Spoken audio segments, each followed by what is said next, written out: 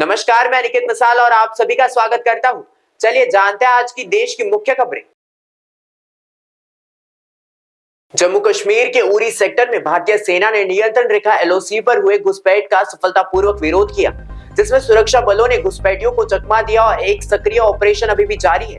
इसके तहत सेना की सुरक्षा सतर्कता बढ़ा दी गई है और क्षेत्र में पता लगाने तथा शेष संदिग्धों की तलाश जारी है। साथ ही कुलगाम में जिले में चल रहे अभियान में 200 सैनिक शहीद हुए और एक आतंकवादी ढेर कर दिया गया, जबकि ऑपरेशन अब अपने 90 दिन में पहुंच चुका है। सुरक्षा बलों द्वारा आतंकवादियों के खिलाफ यह कार्रवाई उपद्रव माहौल में भारत की सतर्कता और दृढ़ता को दर्शाता है।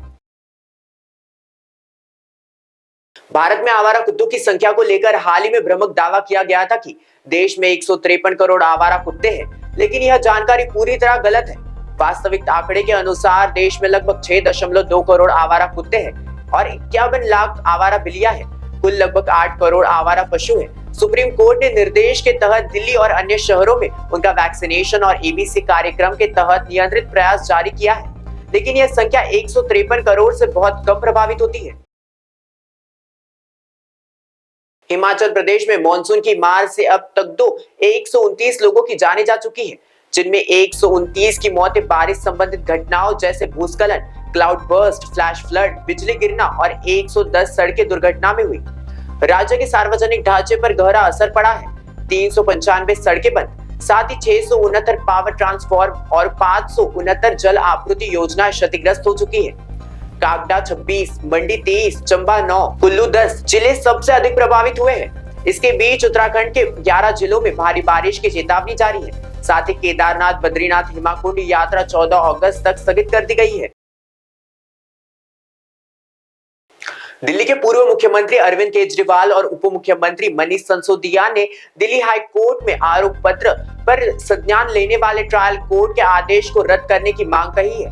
यह तर्क देते हुए कि उस समय उनके खिलाफ अभियोजना अनुमति नहीं ली गई थी। ईडी की ओर से कहा गया कि अनुमति प्राप्त कर ली गई थी और इसे ट्रायल कोर्ट में प्रस्तुत भी किया गया था, लेकिन पक्षकारों ने इसे हाई कोर्ट में मान्य नहीं करने की बात कही है। इस मामले में अगली सुनवाई 12 नवंबर 2025 को निर्धारित की गई है, ताकि ईडी उस अनुमति की प्रति कोर्ट में पेश कर सके। इस कदम से स्पष्ट हो रहा है कि अभियोजना की विविध वैधता पर उच्च न्यायपालिका में अब और बहस संभव है।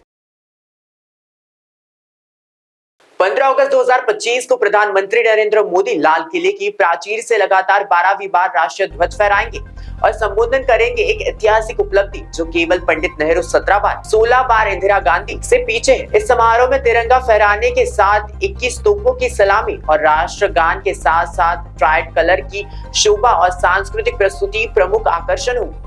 प्रधानमंत्री ने इस वर्ष का भाषण और इसके विशेष वस्तु आम जनता को साझा करने का आग्रह मंच माय गवर्नमेंट और नमो ऐप पर किया है, जिससे वह देशवासियों की राय को शामिल कर सके। यह उत्सव राष्ट्र की एकता और स्वतंत्रता का प्रस्ताव बनकर देश में जोश और देशभक्ति का संचार करेगा।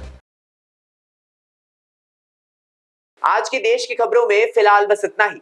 ऐसे इंटरेस्टिंग इंफॉर्मेशन के लिए देखते रहिए महाराष्ट्र टीवी 24।